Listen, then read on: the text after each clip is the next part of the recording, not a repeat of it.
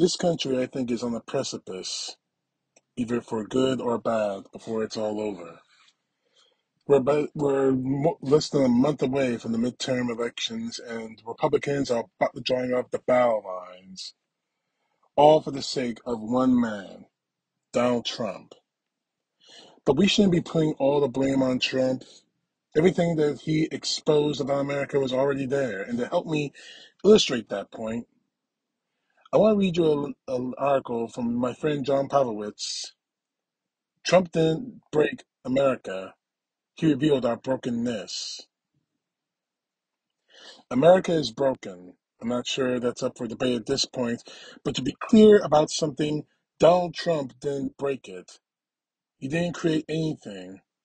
Not the unmasked racism so proudly pandering itself down crowded Main Street in school board meetings, on neighborhood message boards. Not the antagonistic, gun-loving bravado that's still opposing sensible safeguards designed to protect the most vulnerable. Not the whitewashed, nationalistic fervor screaming its star-spangled supremacy into the ether. Not the strident anti-science, conspiratorial arrogance refusing to take any measures to preserve life from an insidious virus. Not the homophobic, misogynistic religious being weaponized against women and the LGBTQ in church pulpits and Supreme Court rulings. He is not the genesis of these things, or of the hate crimes, the book burnings, the mass shootings, the vaccine opposition, or violent insurrections. Donald Trump didn't create any of these present national cancers. What he did was normalize them. He removed the social stigma of bigotry by wielding it openly and with a kind of perverse joy, with a smile on his face. He continually appealed to the lowest and the worst forms of humanity until it all became commonplace. He rallied against the educated and the qualified until ignorance became a badge of honor. He gave people the license to celebrate the profound ugliness they'd once concealed for the sake of decorum. He showed gracious hospitality to the darkest recesses in the human hearts, the human minds, and the human souls. Then he simply let people reveal themselves, and they have.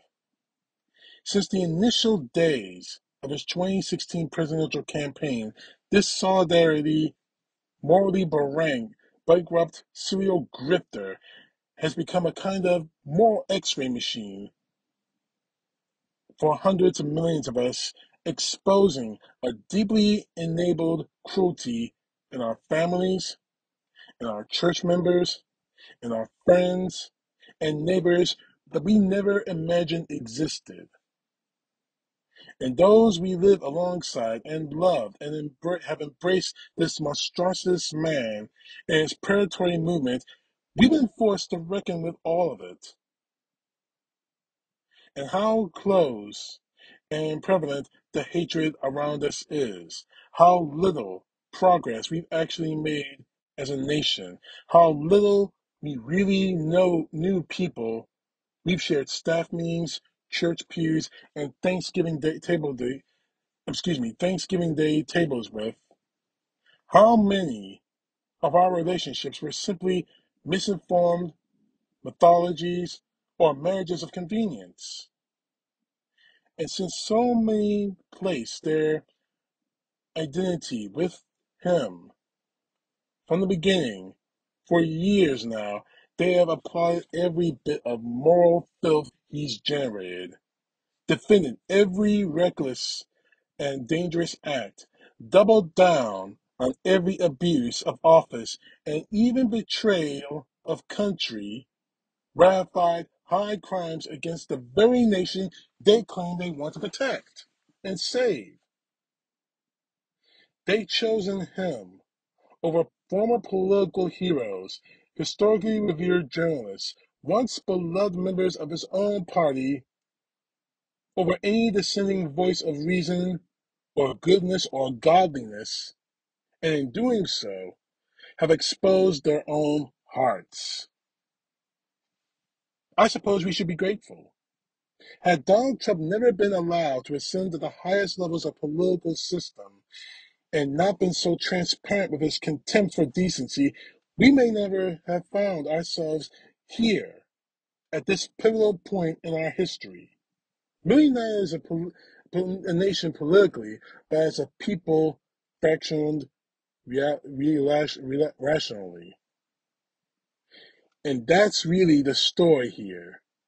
Not only a Republican Party and evangelical church have fallen prostrate before this barren, empty husk of a man, disgracing both their oath of office and their calling to God, but the mothers and uncles and sons and best friends whom have revealed something that we simply could not fathom, being true before he appeared. And no matter what transparencies in incoming elections or how court rules or how what legal ramifications come of what legislative alterations to take place, we are going to be left with this mess. The social media separations, the wordless disconnections, the silent ghostings, the excuse me, the expletive-laden terminations.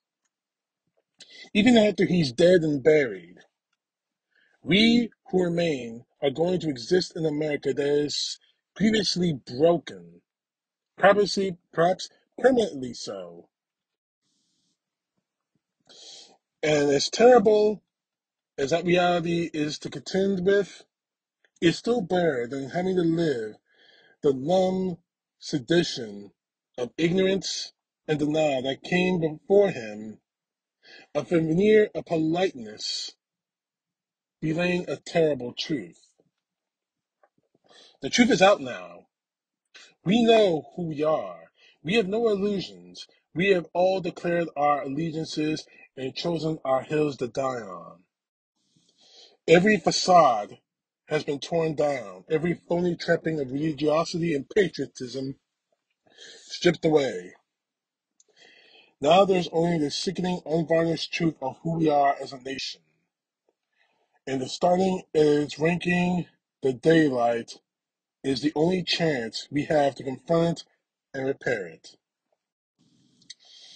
In his craven lust for power, his absence of morality or character, his complete disregard for human life, his stratospheric narcissism, his full rejection of the law, Donald Trump has not broken America, but has revealed our brokenness. He doesn't deserve our thanks, but we are indebted to him just the same. Now, we have to decide how to mend ourselves. John Pavlovitz, thank you for the article. And that last sentence, we have to decide how to mend ourselves. The decision cannot be any more clear now. We are less than as I said earlier, we are less than 1 month away from Election Day 2022. Do we want to continue in this misery that Donald Trump has revealed to us? That so many of us in America have let consume? Or do we want to repair it? Choose people who will help us repair it. And I think we know the choices between the two.